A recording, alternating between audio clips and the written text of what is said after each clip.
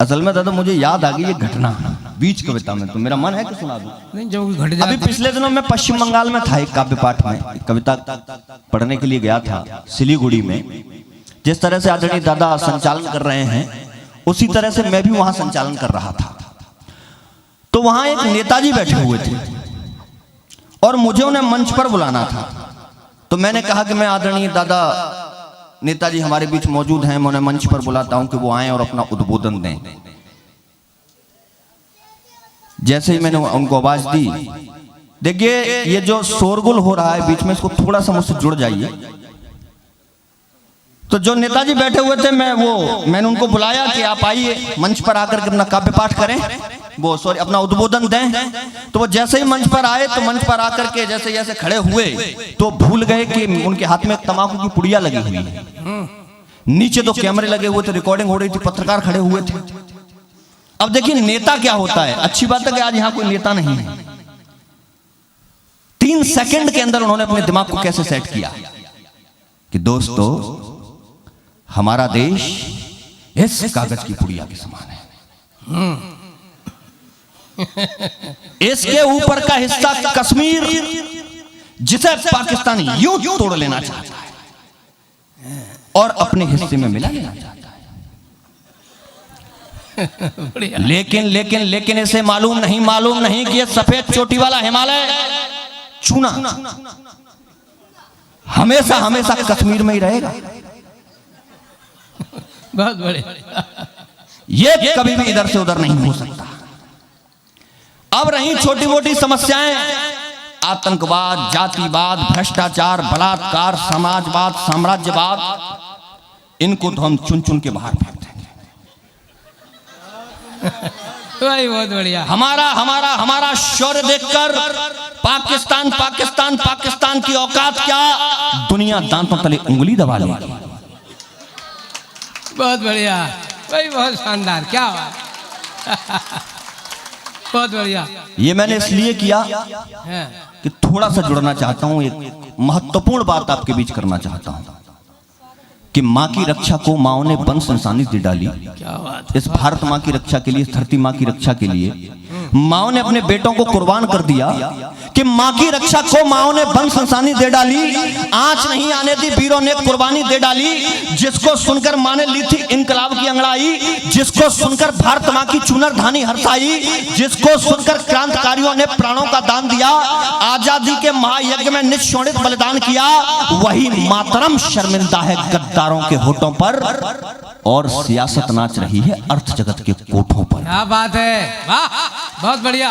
और सियासत नाच रही है अर्थ जगत के कोठों पर।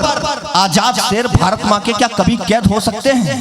अरे छोटे मोटे लेख कभी क्या शिलालेख हो सकते हैं? वो और समय था जब भारत परतंत्र दिखाई देता था, वो और समय था जब अंग्रेजी मंत्र सुनाई देता था, वो और समय था जब अपने ही घर में बंदी रहते थे, वो और समय था जब नारों के बदले कोड़े सहते थे, वो और समय था जब पृथ्वी ने जीत हार पहनाया था, वो और समय था जब हमने मृत्यु का कर्ज चुकाया था। क्या बात है भाई, वाह वाह वाह वाह।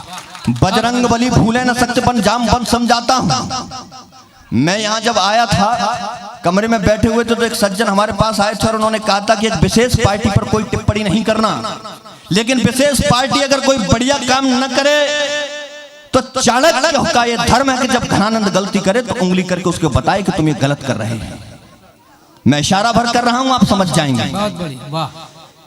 कि बजरंग बली भूले न सकते मन जाम बन समझाता हूं। मैं भी हूं पुजारी गांधी का और गीत अमन के गाता हूं, लेकिन जब अंतस के छालों का दर्द भयानक होता है तो लिखने को शांत नहीं बस युद्ध कथानक होता है। जब चूहों की सेना भी सिंहों को आंख दिखाती हो, शांत अहिंसा की भाषा तब बेमानी हो जाती है। जब चूहों की सेना भी सिंहों को आंख दिखाती है, शांत अहिंसा की भाषा तब बेमानी हो जाती है।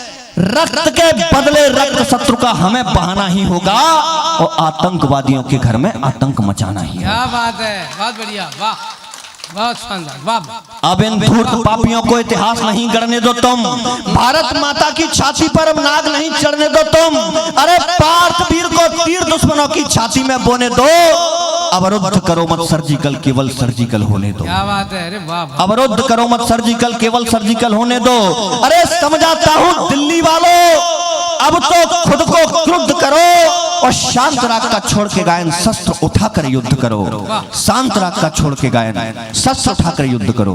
सबरस मुरसानी जी बड़े कवि हम उससे कह रहे थे, दीपक तू तो हमेशा युद्ध की भाषा बोलता है, लड़ाई की भाषा बोलता है। दादा क्यों बोलता हूं? कि जानता हूं युद्ध की पावक बुझेगी रक्त से, जानता हूं युद्ध की पावक बुझेगी रक्त से। कौन जीता है जहां में जंग बोलो वक्त से। जब दाग दामन में लगे हो दामिनी के सैकड़ों और चांद ही दुश्मन बने हो चांदनी के सैकड़ों। जब तिरंगा बन कफने सोचता हो क्या हुआ, शौर्य फिर से हार बैठा जिंदगी का ये जुआ। जब दुध मोहे बच्चों की लोरी सो गई हो चैन से और सूरज डर गया हो कातलानी रैन से। जब भारती की राह में ही धर्म की दीवार हो, रक्त की बहती नदी और खौफ में अखबार हो, तो क्यों न लिखूं गीत बोलो हिंद की हुंकार के। क्या बात है, अरे वाह वाह वाह वाह। तो क्यों न लिखूं गीत बोलो हिंद की हुंकार के, क्यों न लिखूं गीत बोलो जागरण प्रतिकार के। अरे क्यों न लिखूं गीत बोलो तीर के तलवार के, और क्यों न लिखूं गीत बोलो युद्ध की ललकार के। वाह, बहुत बहुत धन्यवाद भाई, बहुत बढ़िया। वाह, ये दीपक दिव्यांश।